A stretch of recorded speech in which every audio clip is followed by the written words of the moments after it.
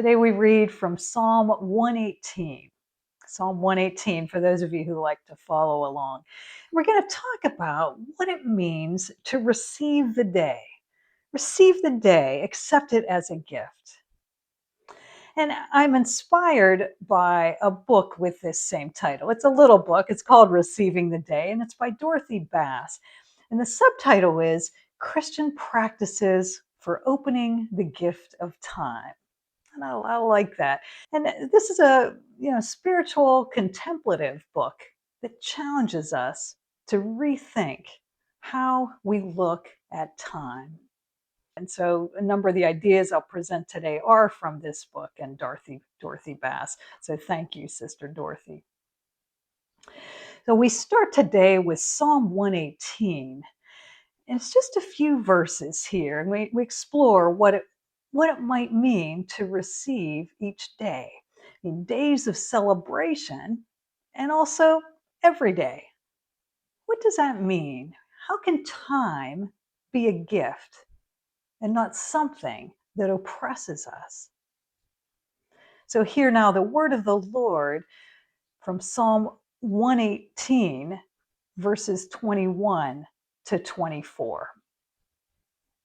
Lord, I thank you that you have answered me and have become my salvation. The stone that the builders rejected has become the cornerstone. This is the Lord's doing. It is marvelous in our eyes. This is the day that the Lord has made.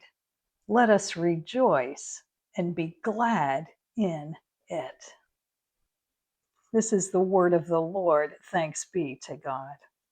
Well, let me just read that last verse again. I mean, it's a verse we all know, we've heard it a lot, it's a children's song, but I hope we can hear it and read it in a new way.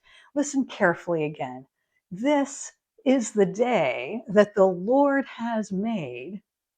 Let us be glad and rejoice in it. And so, first, we need to notice what precedes this verse. Lord, you have answered me. And Lord, you have become my salvation.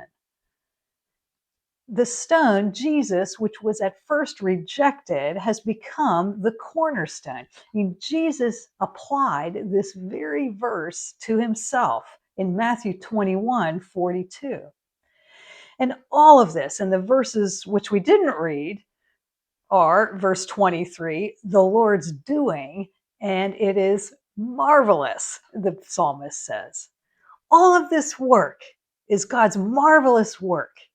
And that's the prelude for saying in verse 24, this is the day that the Lord has made. Let us rejoice and be glad in it. So, in sum, let's say this: because of God's work, we have the gift of today. Let me just say that again. Because of God's work, we have the gift of today. Okay, so let's unpack that. So two quick points. The day is a gift, and the day is a gift because of God's work. Okay, let's start with the day is a gift. Now, when you read that verse, this is the day the Lord has made, let us be glad and rejoice in it. I mean, the verse unmistakably speaks of the day, today, this day, as a gift from the Lord. And when someone gives you a gift, the proper response is to have joy and be glad, right? And so we're called to be glad for the day, to be glad in it, the psalmist writes. Have you ever thought of a day, today in particular, as a gift from God? A gift wrapped present just for you when you open your eyes in the morning. Bruce, Anna, Deborah, I mean, here is your gift today. Your gift is a new day. Now, let me just change the perspective on that for a moment and ask you, what would you say if I asked you right now, how was your day? Maybe just think for a moment. How was your day? Well, there's a show on Prime that Chris and I watched a little while back. It's a spy show, hilarious and comedic, but it's also tragic in the end. It's called Patriot. And the main character, an intelligence officer with a task, he has a task that soon becomes formidable. And he's often asked, "How are you?" or "How was your day?" And he always answers the same way, "Pretty good." I mean, no matter how good or how bad his day has been, he answers, "Pretty good." And it becomes funny after a while because you always know how he'll answer, right? "Pretty good." Well, is that what we say? Pretty good? I mean, what if I changed the question and asked, "Where did you meet God today?" Yeah, you, Bonnie, Dennis, Deborah, Chris, where did you meet God today? What would you answer? We might talk about that in our discussion after this sermon. Well, I think that if we started to think about that question, we'd soon be into the stuff of prayer. Where did you meet God today? I mean, here are some answers. When my sister called me and made me laugh. When my husband made me some dinner and brought me sweet plums from the garden. That actually happened to me. When a client told me how much I had helped him. When my granddaughter looked at me with love in her eyes. Sisters and brothers, where did you meet God today? The poet Philip Larkin writes, "What are days for? Days are where we live." So this is another angle on what we have talked about in previous weeks, dwelling and dwelling in the Lord. Do you remember? And I've made the case to you that the small moments of life, the coffee, the small talk, the verbal and nonverbal gestures we make towards each other, because they're moments of connection, God is in those moments. Dwelling in the Lord means, in part, slowing down and savoring some of those moments and recognizing that God is there and letting the moments remind us to say, give thanks to God. Make the coffee, it's a reminder simply to thank God for a new day. Days are where we live, the poet says. And we can add, days are where we encounter God. And yet, so many days go by unnoticed, don't they? I mean, a day can be lost to its smallness, and soon we notice many days have gone by, and we say, I can't believe it's June already.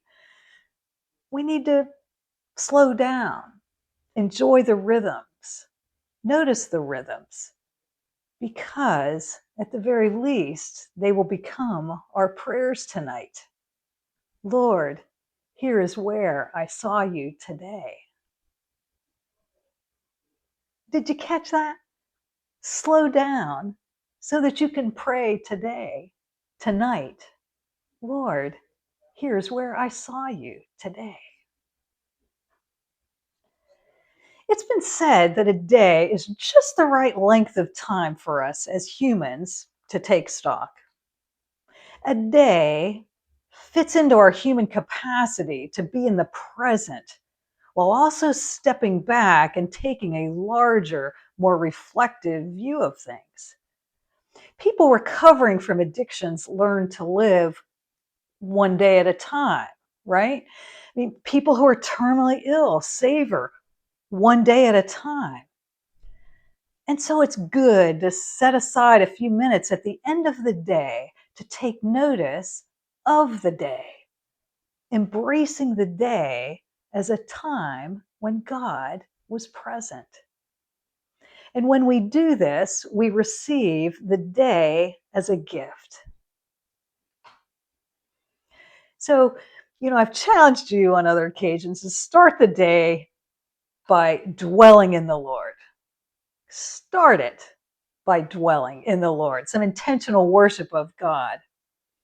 And today, my challenge to you is to end the day by reviewing the day. Where did you meet God? Where have I met God? And here's a great way to review it. And I do this often. It's what was the best moment of today?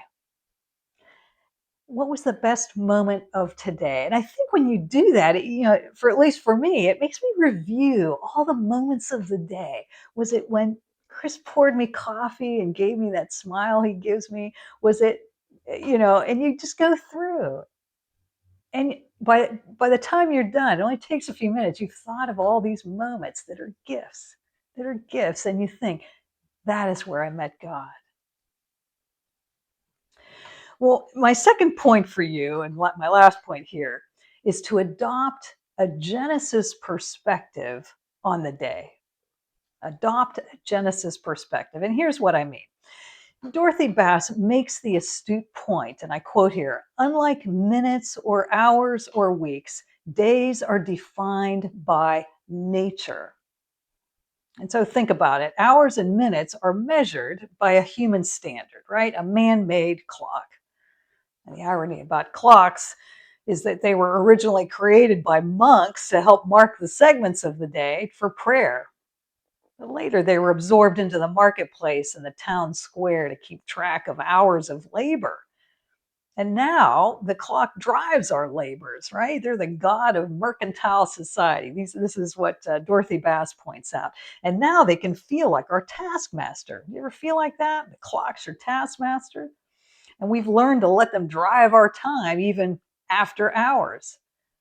Clocks can make time feel oppressive. But I diverge. Days, in contrast, are defined by nature, not a clock. Think about that. A day is governed by the rising and the setting of the sun. That's God's work. Days are real. The sun falls and rises on its own schedule, not ours. We can do nothing to change that. The length of the day is governed not by us, but by the sun.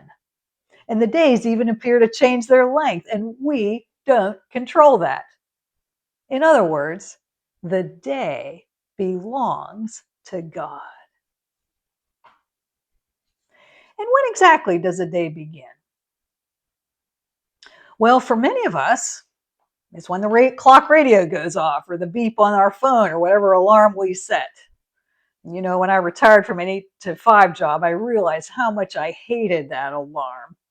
You set your phone, it goes off, and even the best alarm, it's still an alarm. And, I noticed eventually that I actually wake up at the same time every day. And if I don't wake up on my own, I surely wake up when I hear my neighbor start her car every morning. So I no longer use an alarm clock. It's very liberating. I go to bed at the same time and I wake up at the same time. But the point does remain, doesn't it? For most of us, when asked the question, when does the day begin, we answer, when I wake up in the morning, when my alarm goes off, whatever. But let me challenge you with a new understanding of when the day begins. Let me challenge you to adopt a Genesis chapter 1 understanding. The hymn of creation that opens the scriptures offers a different answer to that question. Here's the pattern in Genesis. After each of God's creative acts, God makes the light, the sky, the seas, the animals, so forth. God declares the goodness of what he has made. And then the narrator says, and there was evening and there was morning the first day. Or there was evening, there was morning the second day, and so forth. And so, do you see what happens?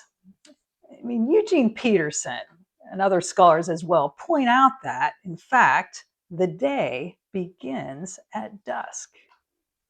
That's right. It's a very Jewish understanding, of course. I mean, it's the Romans who got us onto our secular view of a new day starting at midnight and then morning. But read Genesis 1 carefully. There was evening and there was morning the first day, the second day, the third day, etc. In other words, the day starts with evening. Okay, so why is this important? Well, Peterson says this. He says, perceiving the day's beginning at the darkening point teaches us something crucial about the rhythms of grace. And here it is. We go to sleep at nightfall, but that's when God begins his work, so to speak. And so do you see it? The first part of the day begins in darkness, but not in inactivity. As Bass puts it, God is out growing crops even before the farmer is up. And he is knitting together the wound even before the clinic opens. When the farmer and the physician awake, they will join in, contributing mightily, but only because grace came first. Likewise, God has been working on and in them, the farmer and the physician, body and mind, while they slept. The day started at dusk and God went to work. When morning comes, grace has already been flowing. We wake up, but the morning shows signs of grace even before we have put our human touches on it. So, can I challenge you to see a day through the eyes of Genesis? We go to sleep and get out of the way for a while. When we get up, we enter the rhythm of salvation, adding our efforts to God's works of grace that he has already done. Human effort does not stand alone as a thing valued on its own. Human effort is valued by its integration into the rhythms of grace and blessing. We join God in the morning. Good morning, God. How can I advance your kingdom with you on this beautiful morning? Thank you, God, for your works of grace while I slept. Well, now I think this change in perception of who is doing what and when is critical to the Christian practice of receiving the day. This is the day that the Lord has made. Let us be glad and rejoice in it. The one who created the earth is still active on the earth and among all the creatures, including ourselves. Every morning, this holy, good, endlessly creative God greets us with a new day. He has worked all night, and he presents the day as a gift to us to continue the acts of grace, large and small. Every day, this holy, good God continues to offer gifts, gifts like life, light, hours in which to work and eat and love and rest. And he invites us into that ongoing work of caring for creation and all who dwell in it.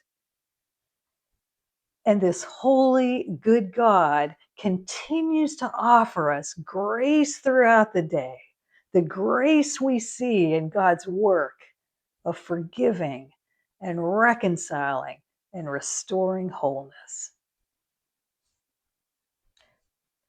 So, in short, we're called to accept God's work as God's gift. We're called to receive the day with open hands. It's gift wrapped. We're called to rejoice in it and continue the acts of grace and kindness. And now, if we forget that the day is a gift of blessing, we make a costly mistake. We will fall prey to the tax master of the clock, and we'll measure our day by our value, our productivity in the marketplace. Our worries then begin, along with our inferiorities, as we let the clock and our date book and so much else define who we are. But instead, let's embrace a Genesis perspective on time. In so doing, we can wake up each morning to a new gift, a day that God has already begun and prepared for us. We receive the day as a gift. How can each one of us add grace to it? And then we lay our heads down at nightfall and we're truly prepared to review, where did I meet God today? What were the best moments of today? This is the day that the Lord has made. Let us be glad and rejoice in it. Amen.